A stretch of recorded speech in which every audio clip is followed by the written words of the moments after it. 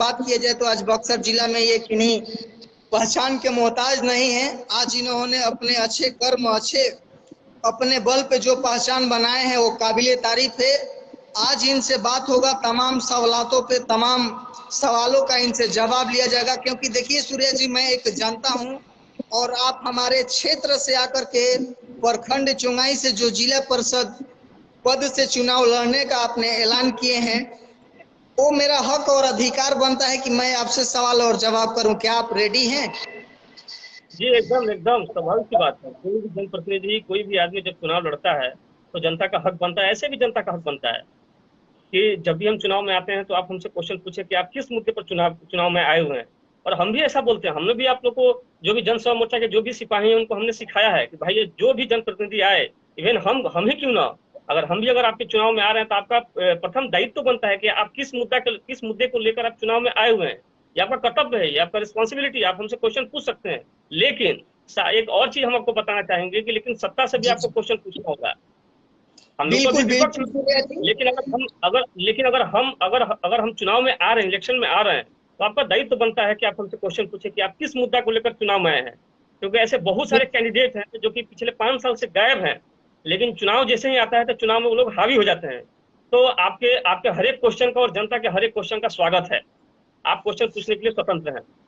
बिल्कुल, बहुत बहुत धन्यवाद सूर्या जी, जो हमारे सवाल का जवाब देने के लिए रेडी है। तमाम हम लोग सोशल मीडिया में रहते हैं तो लोग पूछते रहते हैं या फोन के माध्यम से पूछते रहते हैं कि जिस प्रकार से दिनेश सिंह सूर्या जी आज अपने क्षेत्र में, क्षेत्र से बाहर घूमने का काम कर रहे हैं, ये चुनाव का माहौल को लेकर के, क्या चुनाव के बाद भी आप ऐसे ही दिखते रहेंगे या चुनाव बीतने के बाद आप मैदान छोड़ करके आप अपने परिवार, अपने फैमिली में बिजी हो जाएंगे? नहीं, ऐसी बात नहीं है। देखिए, जनता के बीच में जो जुड़ा रहेगा वही चुनाव जीतेगा, ये 100% सत्य बात है। आपको जनता में कहीं ना कहीं आपका जुड़ाव होना चाहिए, चाहे जैसे भी हो, सामाजिक स्तर पर हो या राजनीतिक स्तर पर हो। आपको जनता से जुड़े रहना चाहिए, जुड़े रहना होगा, तभी आप चुनाव जीत सकते हैं।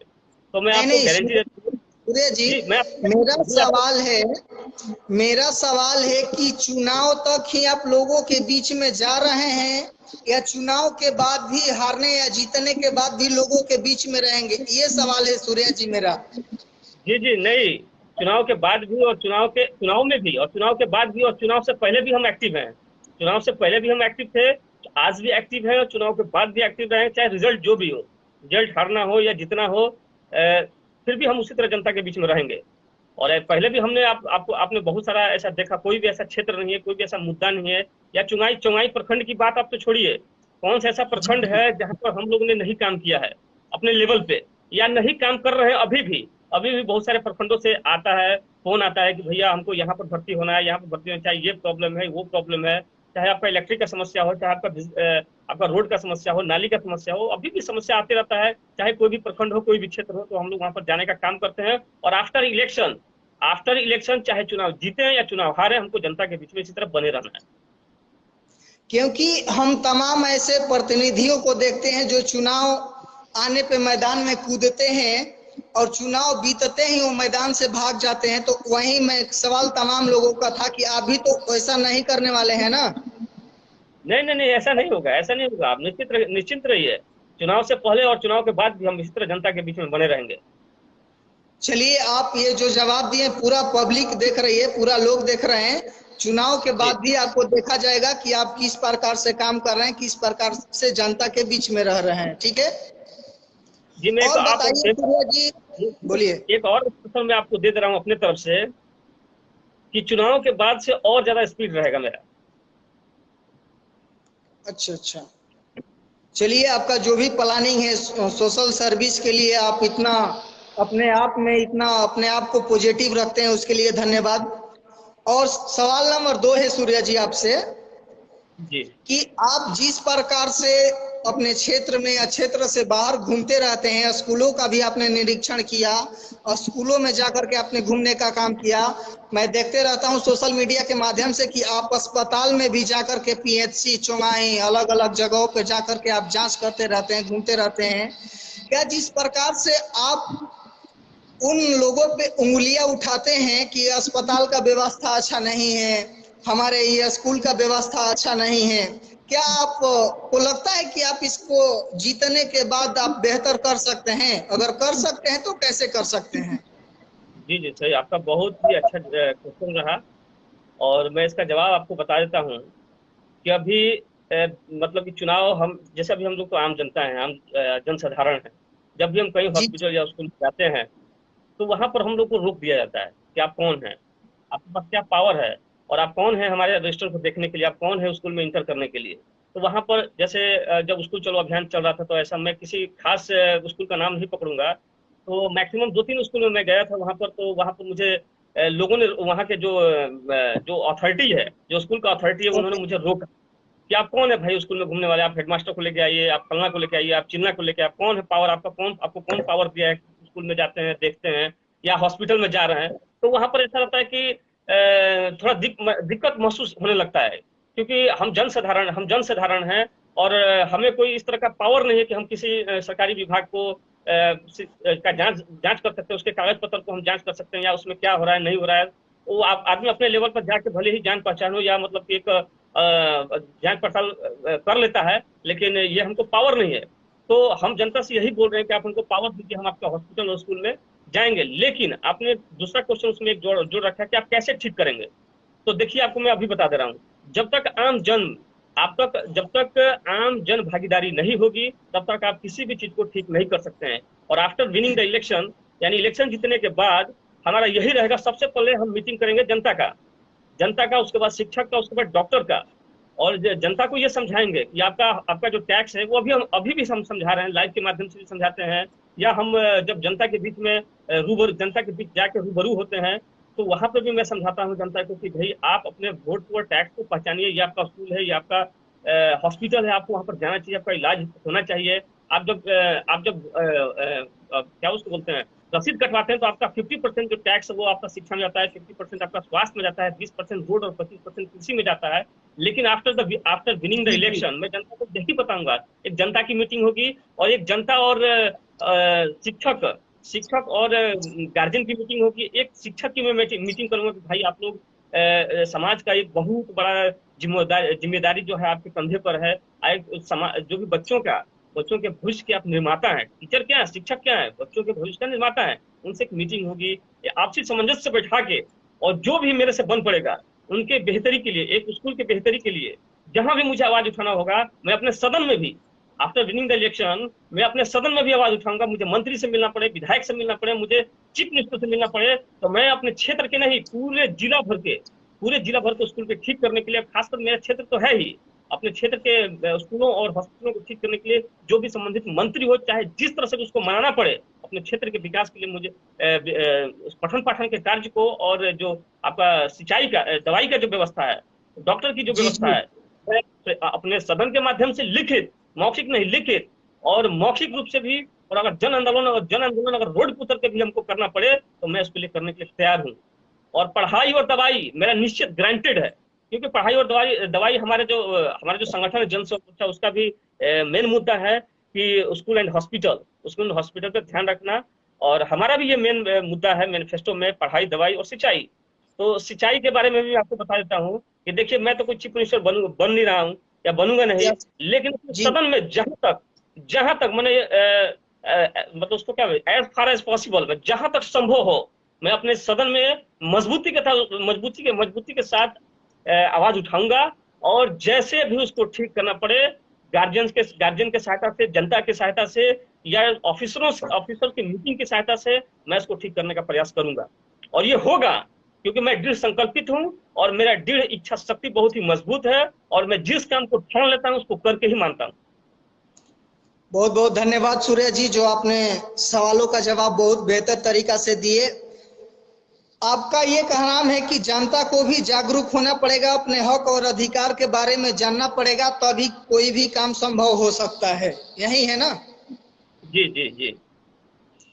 तो सूर्या जी, जब आप स्कूलों में जाते हैं या अस्पतालों में जाते हैं, तो आपको वहां पे कौन ऐसी कमियां दिखाई देती है जो आप तमाम दिन लगातार दिन मैं देखते रहता हूँ, आप कभी चुंगाई पीएचसी पे उंगलियां उठाते हैं, कभी कोई स्कूल पे उंगलियां उठाते हैं, कमियां क्या है? आखिर वहां पे मन आपका मुख्य उद्देश्य और वो स्कूल की कमियां और अस्पताल की कमियां क्या है, ये मैं जानना चाहता हूँ, तमाम लोग जानना चाहते हैं।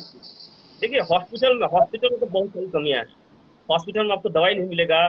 जो 100% दवाई होना चाहिए, 25% ही वहां पर दवाई रहता है। डॉक्टर्स की कमी है। और जो डॉक्टर्स भी हॉस्पिटल में है वो लिबाज में नहीं। देखिए, कहीं ना कहीं अपने में हम में नैतिकता की भी कमी है। जो डॉक्टर हैं, एक बहुत ही एमबीबीएस डॉक्टर है, वो he is very educated person, वो बहुत ही एजुकेटेड शिक्षित आदमी है।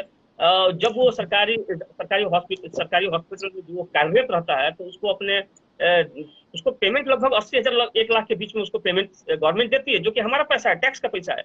लेकिन उसका दायित्व तो बनना चाहिए कि जब हम हॉस्पिटल में आए, जो भी रोगी आए, उसको हम बढ़िया से इंटरटेन करें, हम ड्रेस में रहें, विथ ड्रेस में रहें, जो उसका ड्रेस कोड है हॉस्पिटल का।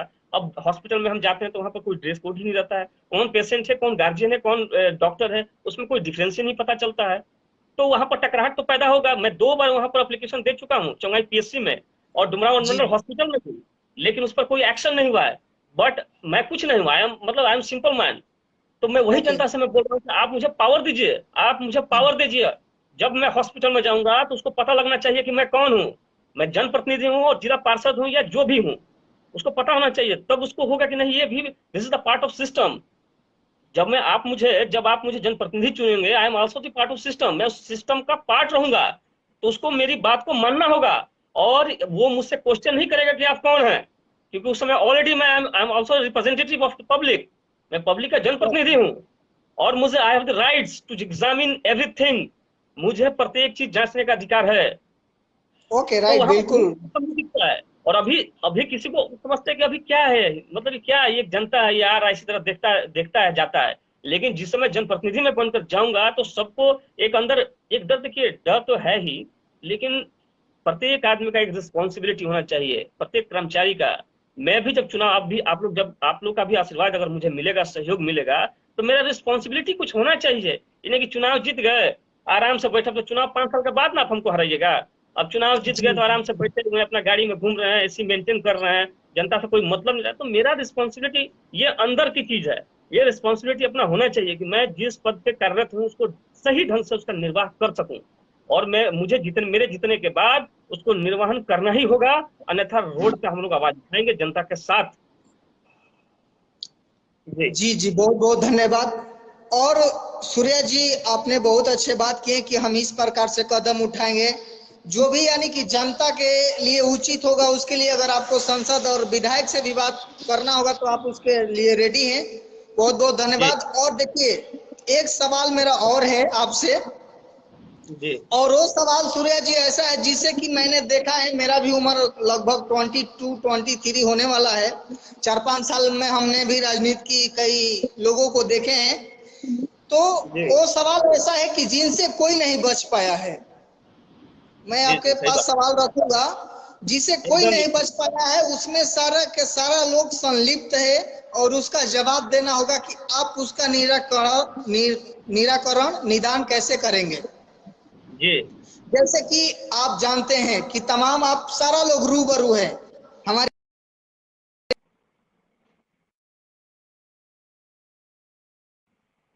मालूम है कि तमाम ये प्रधानमंत्री आवास योजना, चाहे थाने में कोई एक आम इंसान का क्या वैल्यू है, चाहे किसी भी अधिकारी बीडीओ के पास, सीओ के पास, या किसी भी अधिकारी के पास एक आम जनता का क्या वैल्यू है, किस प्रकार से बात कर रहे हैं आज के बाद में। आप तो इससे बहुत अच्छे तरीका से जानते हैं, आपके पास वैसा कंप्लेन आता भी होगा। तो आप अपने एकदम। क्षेत्र में अगर जीतते हैं तो ऐसे अधिकारियों पे आपका अगला कदम क्या होगा।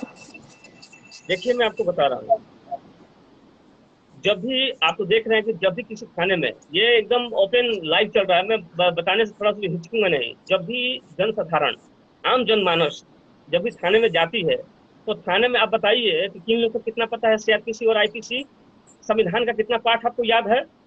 आपको सीआरपीसी आईपीसी कितना याद है। जब आप थाने में जाते हैं तो वहां का आपका एक अधिकार, राइट्स है, वो सीआरपीसी सेक्शन 154 के तहत कि आप किसी भी थाने में जाते हैं तो उसको आपका एफआईआर दर्ज करना है। लेकिन हम इस चीज को जान नहीं पाते। हम तो जानते नहीं कि 154 है क्या, सीआरपीसी का 154 है क्या। तो हम जाते हैं थाने में, और थाने में जाते हैं तो वहां पर बैठे रहते हैं चुपचाप हाथ जोड़ के, या कहीं कोने में खड़ा रहते हैं कि अब तो थाना प्रभारी आएंगे, मेरा एफआईआर दर्ज करेंगे। बट यू हैव राइट, आपका अधिकार है। सीआरपीसी 154 बोलता है कि आपका अधिकार है कि आप थाने में जाइए, उसको एफआईआर लिखना है। If you are not educated person, अगर आप एजुकेटेड पर्सन नहीं है तो संबंधित पदाधिकारी आपको ओरली मतलब मौखिक रूप से आपका कंप्लेंट वो लिखेगा। बट आपको तो कोई सीआरपीसी आईपीसी पता है नहीं, और जब तक आपको सीआरपीसी और आईपीसी पता नहीं होगा आपका शोषण इसी तरह होगा। लेकिन जन सेवा मोर्चा और इवन मेरा भी जन सेवा मोर्चा का यह है कि प्रत्येक आदमी को संविधान का पाठ और आईपीसी सीआरपीसी का सेक्शन जो कि मिनिमम लेवल का जिससे आपका काम चल सके वो चीज हम लोग बताने का काम करेंगे। और आफ्टर विनिंग द इलेक्शन एक क्लास कोचिंग चलेगा, पूरे प्रखंड में कोचिंग चलेगा, सीआरपीसी आईपीसी और संविधान का पाठ पढ़ेंगे जिसमें हमको भी सीखना है। ऐसे आई एम नॉट एक्सपर्ट, मैं भी एक्सपर्ट नहीं हूँ, बट थोड़ा सा नॉलेज मेरे पास है और हम भी सीखने की कोशिश कर रहे हैं और आगे भी सीखेंगे। और अपने जो भी मेरे प्रखंड की जो भी जनता है, जो नौजवान युवक हैं, मैं उन सबको ट्रेंड करूंगा। आईपीसी सीआरपीसी जब आप थाने में जाएं, थाना आपका है, थाना आपके टैक्स के पैसा से चलता है, वहां का जो पदाधिकारी है सीईओ बीडीओ वो आपके टैक्स से चलते हैं, आपके टैक्स के पैसा से उसके घर का खर्चा चलता है, इसलिए आपके पास पावर है। आप विधिवत लोकतांत्रिक ढंग से अपनी आवाज को वहां पर उठा सकते हैं। अगर उसको दबाता है तो आप जनता के पास जाइए और जनता को लेकर रोड पे उतरिए, अपने पावर को जानिए, आईपीसी सीआरपीसी को जानिए और मैक्सिमम संविधान का नॉलेज लीजिए, कानून का नॉलेज लीजिए आप, तभी आपका अधिकार आपको मिल सकता है। अन्यथा हम भी चुनाव जीत जाएंगे तो कुछ होगा नहीं, जब तक आप नहीं जगेंगे तो हम कुछ नहीं कर सकते हैं। लेकिन हम एक मीडिया का काम करेंगे, एक जरिया बनने का काम करेंगे आपको बताने के लिए कि सीआरपीसी आईपीसी है क्या और संविधान का पार्ट है क्या। जी जी, बहुत धन्यवाद। यानी कि आपका कहने का मतलब है कि जो लोग भी हमारे कानून से वंचित हैं उनको मालूम नहीं है कि कौन सा धारा के तहत उनको कौन सा केस किया जा रहा है, लोगों को ये भी जानकारी देने का आप काम करेंगे कि अगर ये आपके ऊपर धारा लगता है तो कुछ नहीं है और ये आपके धारा लगता है तो आप जेल में भी जा सकते हैं। आपका कहने का मतलब ये है। जी जी है ना? जी जी।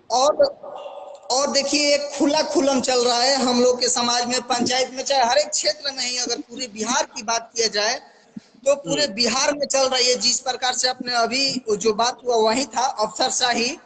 और सेकंड बात है कि जिस प्रकार से आवास योजना के नाम पे, बूढ़ा पेंशन के नाम पे, कुछ अलग अलग काम करवाने के नाम पे जनता से कुछ पैसे ऐंठने का काम करते हैं, जिसमें कि ऐसा कोई भी जनप्रतिनिधि नहीं है जो उनसे वंचित है।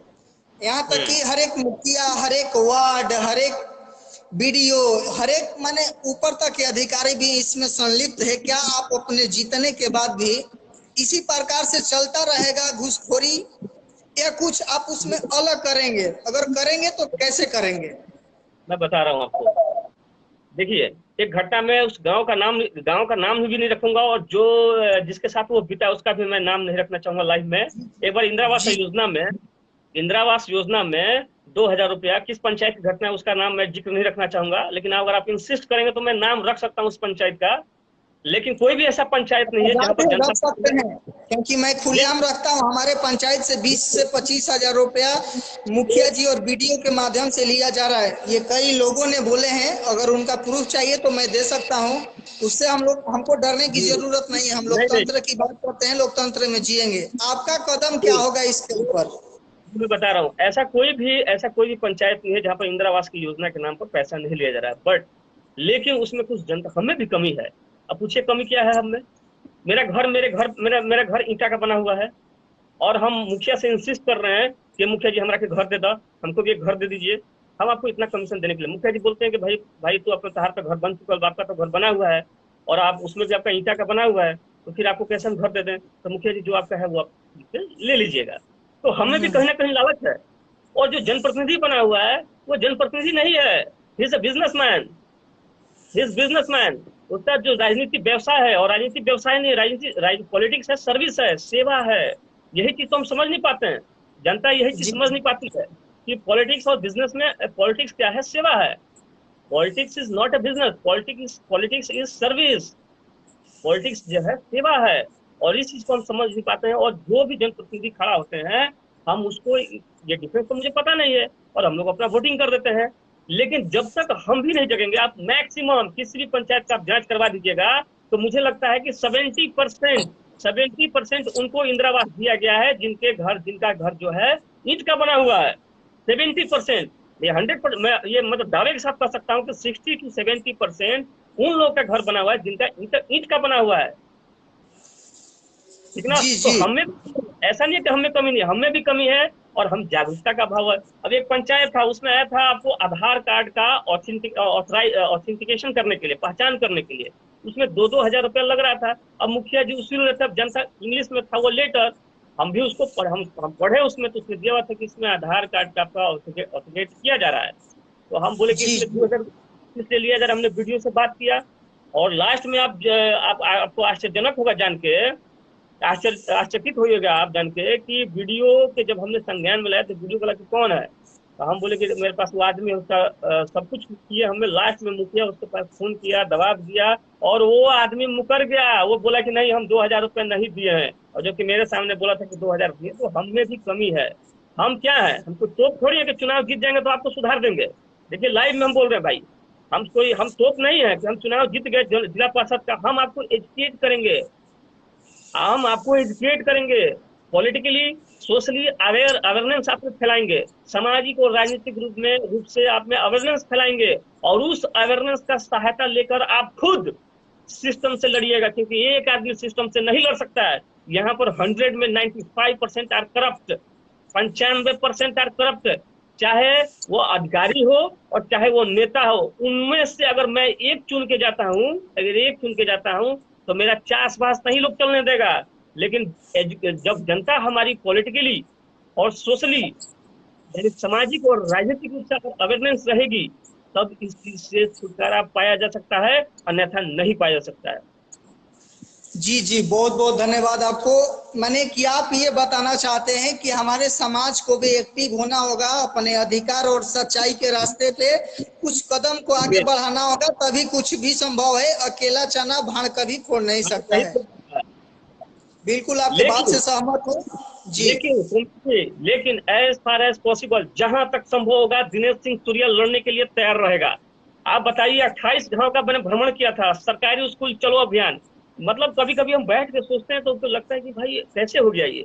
लेकिन आपका अगर पॉलिटिकल विल पावर, आपकी इच्छा शक्ति मजबूत है, तो कुछ भी संभव किया जा सकता है। बहुत बहुत धन्यवाद। आपने जो भी सवाल थे जनता के ही सवाल थे, हमारे कोई भी इसमें सवाल नहीं थे, और तमाम सवालों का जवाब आपने बेहतर तरीका से दिए हैं। और आप पे हमको लगता है कि जनता को एक बार उम्मीद करना चाहिए। और आप क्या कहना चाहेंगे सूर्य जी, क्या किस प्रकार से आपको प्यार और सम्मान मिल रहा है आपके चुंगाई प्रखंड से?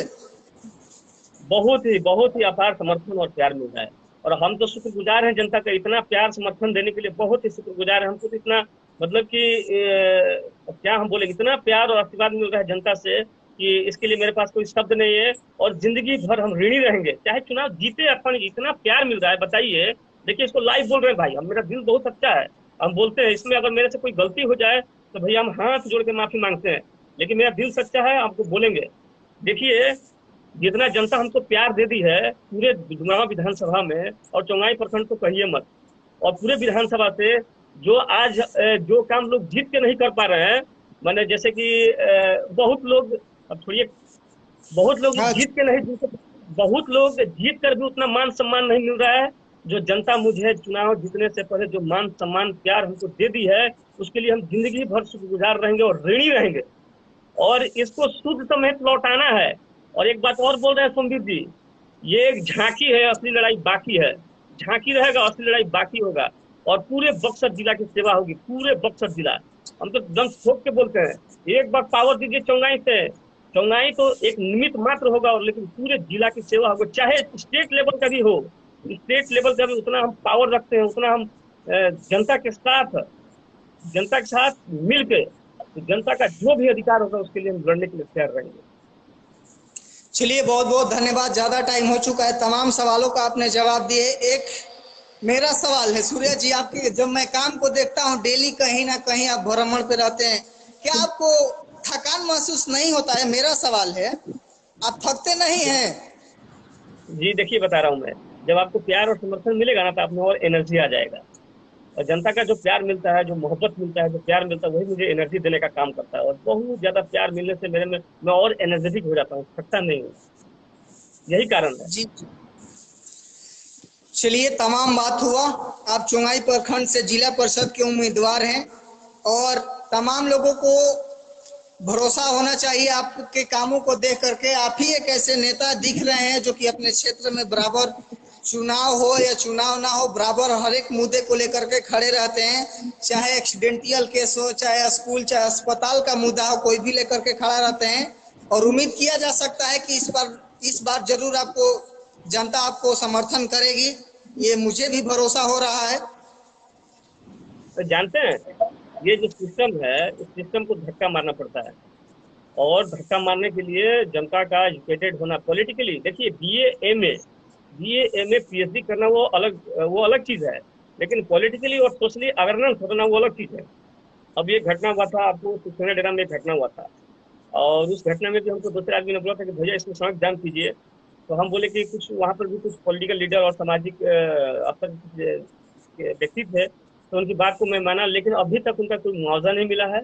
और जो काम पेंडिंग हो गया, आपको देखिए यहाँ पर मुरार में एक विक्रम बैठा एक है, उनका 2-2.5 साल उनके पिताजी का डेथ हुआ एक्सीडेंट से, उनको अभी तक मुआवजा नहीं मिला। और एक बार मेरे से बात कर रहे थे फोन से ऑनलाइन से, वो गए तो शायद चौंगाई में कोई था सीओ ऑफिस में, वो इस तरह से बात कर रहा था, इतना बदतमीजी से बात कर रहा था, हम सुन रहे थे, फोन से सुन रहे थे। तो हम उससे जब उससे बात करके वो बाहर आए ऑफिस से बाहर, तो हम बोले कि कौन बात कर रहा था आपसे इस तरह। तो सीईओ के आदमी रहने से हमारा के बोल रहे थे, ऐसे ही बोल रहा था, आपको अपना पावर को जानना होगा, पावर जानिए। आप जनता है, नौकर नहीं है किसी के। आप जनता है, आप टैक्स देते हैं, वोट देते हैं, आप किसी के नौकर नहीं है। जनता मालिक होती है इस लोकतंत्र में, इस बात को समझना होगा। जो जब तक इस बात को नहीं समझ लेगा कि हम मालिक हैं, और जो वहां पर कुर्सी में बैठा हुआ है मेरा नौकर है, चाहे बीडीओ, सीईओ, चाहे डीएम, कोई भी हो, his servant, his public servant, वो बैठा हुआ, जब तक ये चीज हमारे मेंटेलिटी में नहीं होगा, तब तक भैया कुछ होने वाला नहीं है। चाहे दिनेश सिंह सूर्या चुनाव जीत के एमएलए बन जाए, चाहे एमपी बन जाए, चाहे आप जिला परिषद बना दें, जब तक आप नहीं जगिएगा, आपको एक चीज से जगना होगा। आईपीसी, सीआरपीसी, संविधान के धाराओं को आपको पढ़ना होगा, याद करना होगा, जानना होगा। जब तक आप नहीं जानिएगा कि मेरा विधायक क्या कर रहा है, मेरे विधायक को क्वेश्चन करना चाहिए, मेरे जिला पार्षद से क्वेश्चन करना चाहिए, और जो भी जनप्रतिनिधि से चुनाव लड़ने जा रहे हैं उनसे भी क्वेश्चन कीजिए, भाई काहे खातिर लड़े आज बड़ा फील्ड में बड़ा, तो काहे खातिर, शिक्षा पे बोलिए, उनसे पूछिए, स्वास्थ्य पे पूछिए उनसे, रोड पे पूछिए उनसे। जैसे सोमवीर जी आज हमसे क्वेश्चन, हम लोग का कोई प्री प्लानिंग नहीं है। ऐसा नहीं है कि सोमवीर जी जनसेवा मोर्चा के सिपाही है तो हम लोग का प्री प्लानिंग। आप कोई भी क्वेश्चन पूछने के लिए स्वतंत्र है। एक भैया इसमें लिख रहे थे कि शराब माफियाओं पे आप क्या बोलना चाह रहे हैं, इसमें एक कॉमेंट आ रहा था कि शराब माफियाओं को देखिए, जहाँ भी दोषी है हम ही लोग दोषी हैं, कहीं ना कहीं हम ही लोग दोषी हैं, और हम ठीक हो जाए, हमारा भी जिम्मेदारी बनता है, रिस्पॉन्सिबिलिटी। जागरूक नागरिक का भी रिस्पॉन्सिबिलिटी बनना चाहिए। जब बिहार में शराब बैन है तो इस चीज का हमको फॉलो करना चाहिए, चाहे कोई भी हो, हमको भी फॉलो करना चाहिए। चलिए, बहुत देर हम लोग का बातचीत हुआ, लगभग 50 मिनट की बातें रही हमारे और आपके बीच में। बहुत लोग जुड़े देखे, और तमाम लोगों से मैं यही रिक्वेस्ट करूंगा, तमाम जितने भी हमारे भाई लोग जुड़े हुए हैं, एक बार वीडियो को शेयर कीजिए और बताइए कि आपको अपने जनप्रतिनिधियों से किस प्रकार से सवाल किया जाता है। क्या बेसिक है उनका चुनाव लड़ने का, या ऐसे ही चुनावी रणनीति लेकर के आए हैं और चुनाव बाद बाहर भाग जाएंगे। ये तमाम सवालों आप जनप्रतिनिधियों से पूछिए, और वीडियो को ज्यादा से ज्यादा लोग शेयर कीजिए।